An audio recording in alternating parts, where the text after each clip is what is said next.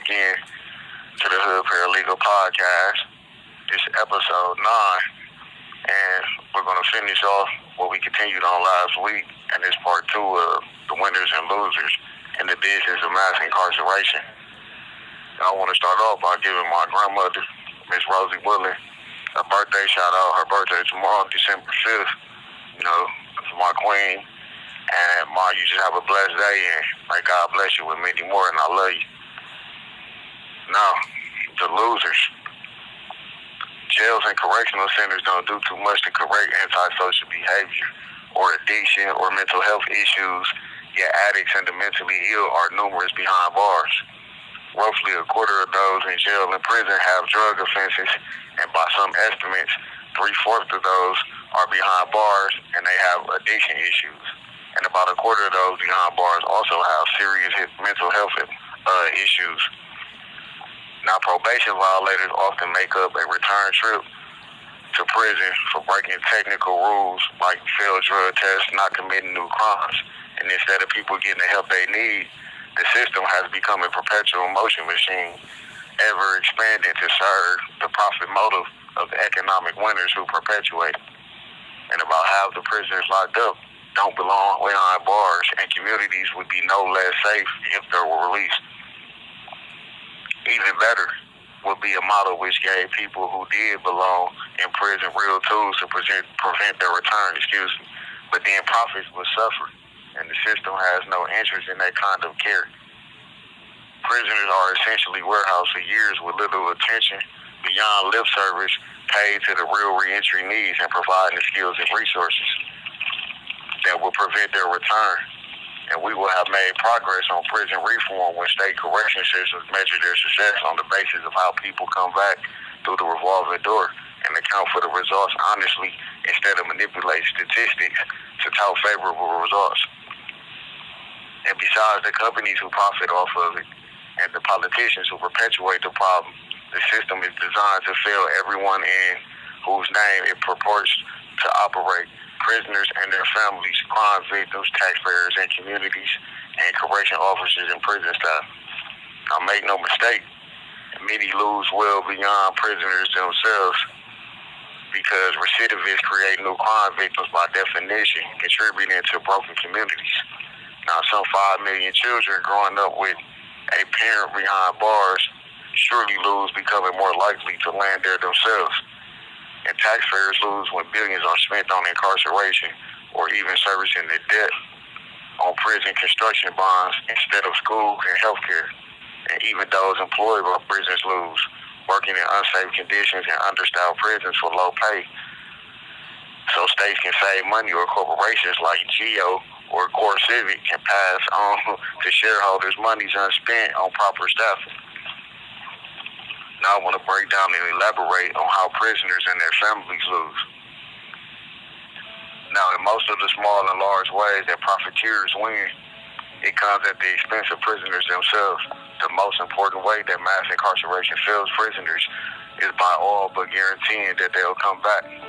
Few leave prison with real marketable skills and secure a place to live, a job already in hand, health insurance, a driver's license, a savings account, in short, the support that will help ensure their success.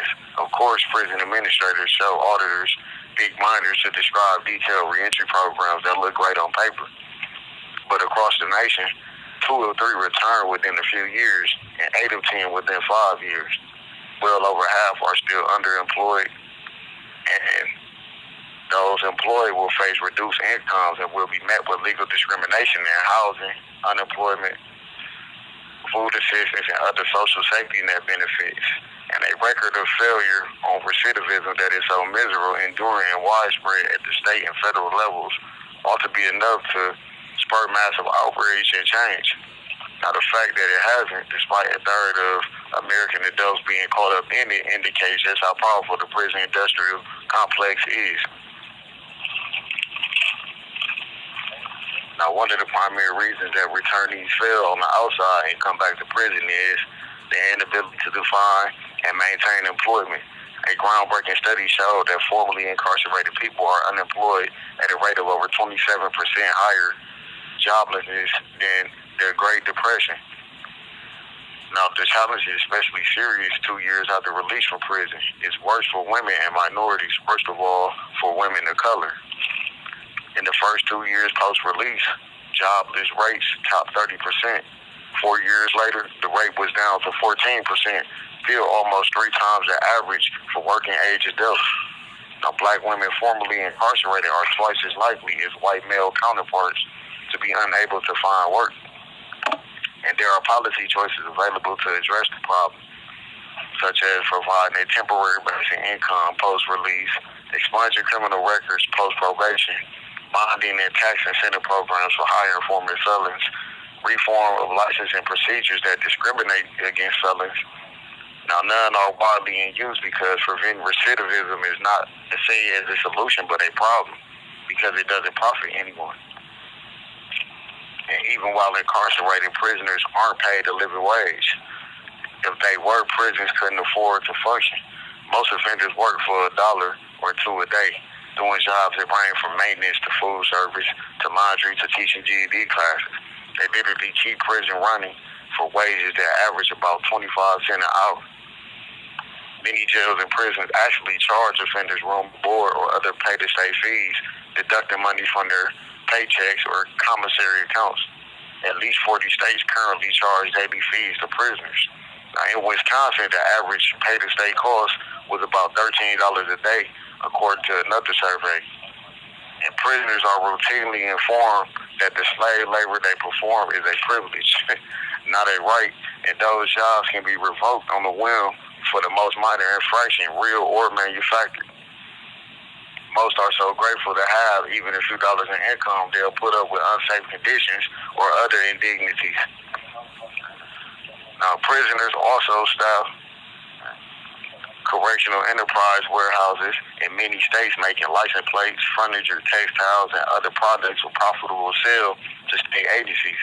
The jobs are often the most desirable ones in any prison because they pay $1 an hour or more. Sweatshops and slave labor still exist in America. They're just unseen behind prison walls, and they're perfectly legal under the 13th Amendment to the Constitution, which generally prohibits slavery but makes an explicit exception for prisoners. State prison enterprises are just a new and improved version of the old convict leasing system. The original scheme still exists in some places. In fact, prisoners go to work in private poultry processing plants and slaughterhouses and on road crews and farms every day, unprotected by labor laws and occupational safety standards, and are paid pennies for their backbreaking dangerous work. Prisoners and their family are already some of the most economically disadvantaged groups. All calls other than properly placed attorney calls may be monitored and recorded. I want to repeat that again. Prisoners and their families are already some of the most economically disadvantaged groups in this country. Now, paying prisoners a fair wage for their work enough so they can feed themselves and maintain their personal hygiene should not be very controversial. The alternative is often reliance on families to send money, and many of these families have already lost their parent, wage earner, and income almost by definition. Most can't afford to be sending their hard-earned dollars to loved ones behind bars so that hedge fund billionaires can get even richer off the profits, but they do it anyway. Now, the Prison Policy Initiative estimates that families spend $2.9 billion a year on commissary accounts and phone calls. Families also often pay court costs and fines. A 2022 study found that the average spent on court fees per participating family was about $15,000. As prisons and jails continue to outsource basic functions like medical and food to private companies, the cost of families keep going up. Prison profiteers know that families will spend money on their loved ones, and they take advantage of that caring. Prison administrators and state lawmakers who ought to be protecting offenders' families from greedy telecom, commissary, healthcare, and transport providers instead solicit commissions and campaign contributions. Meanwhile, millions of children in this country grow up with a parent in prison. Families are already stretched thin, spend weekends on buses, sitting in visitation rooms, setting aside funds they can't afford for phone and canteen accounts, while billionaires like Tom Gores sitting owner suites at NBA games or on yachts in Miami Harbor. It's beyond shameful. It's criminal. The economic impact of some 2 million prisoners' needs on the millions of family members that support them is a series of ripples whose impacts are felt in households across the country. Thank you once again for everybody tuning in to this week's episode. And I want to pass the mic to my brother Javon Curtis. He's going to elaborate more on the losers of mass incarceration. And like stated in previous episodes, feel free to comment, share, and like. You know, we want to just create a dialogue, and always remember your opinion matters. Thank you, and have a blessed week and success to everyone. For-profit medical providers also contribute to the needless suffering of prisoners across the country. Faithfully, this is Javon Curtis on behalf of HUD Paralegals, the big business of mass incarceration. This is a continuation, but today I will be speaking about canteen, transportation, services, and medical providers. Often companies routinely cut corners and are deliberately understaffed and deny costly medication and treatment to offenders to maximize profits. It's lucrative enough that Corazon Health was recently acquired from Blue Mountain Capital by the Flax Group, a Florida investment firm, for an undisclosed price. Corazon has 5,000 employees and an annual revenue of $800 million. Between 2018 and 2020, the company ran into trouble. Its contract shrank from 534 facilities in 27 states to just 149 jails and prisons in 16 states. The contraction may be a result of numerous lawsuits and fines for substandard performance and short staffing. Corazon has been sued for malpractice almost 700 times in the last 5 years, suffering multi-million-dollar judgments. After the social justice arm of hip-hop star Jay-Z's Rock Nation, Team Rock sued over 7 prisoners' deaths in the last 2 months. Centuron Health, based in Mississippi, pulled out of its annual contract with the state, citing facility deficiencies and understaffing. Another vocal point is transportation. Another beneficiary of the punishment economy is Inmate Service Corporations, a private transportation firm that moves inmates around the country. In 2016, Inmate Service Corporation was sued for taking prisoner Denzel Stearns through an agonizing 9-day drive. The drive from Colorado to Mississippi would normally take roughly about 17 hours. The service provider crossed 13 state lines. I repeat, the service provider crossed 13 straight lines, some twice, picking up almost two dozen other passengers. Without a shower, a change of clothes, and regular access to a bathroom, Stern and other passengers remained upright for days, while the transport team took turns sleeping on the mat in the cab. For a minor drug charge, Stern's story seems impossibly cruel, but just like other companies, its ICS's only focus is maximizing on profits. ISC's only focus is maximizing on profits, The profit off others struggling takes us to Texas, to a prison food provider by the name of West Texas Provisions. In 2020, 2 executives from West Texas Provisions were sentenced to prison for selling 1 million pounds of unexpected meat to federal prison officials. The Inspector General for Federal Prison says that the agency currently has no quality assurance plan to ensure that food served to prisoners meets legal standards. Yes, you heard me right. They have no quality insurance plan to ensure that food served to prisoners meets legal standards. Just mind-blowing. Another thing that is just mind-blowing is that there is no nutritional standard except those set by correction agencies themselves. In other words, it's just free range for corrupt enterprises to cut corners and profit at the expense of prisoners' health and well-being. Often prison officials receive kickbacks from meal providers. A sheriff in Virginia's Tidewaters region was sentenced to a prison term for receiving such kickbacks. Inedible rations cost states an average of just $1.70 a day. That's just about less than 60 cents per meal for prisoners. On the topic of commissary providers, the most visible one to those behind bars is the Keefe Group.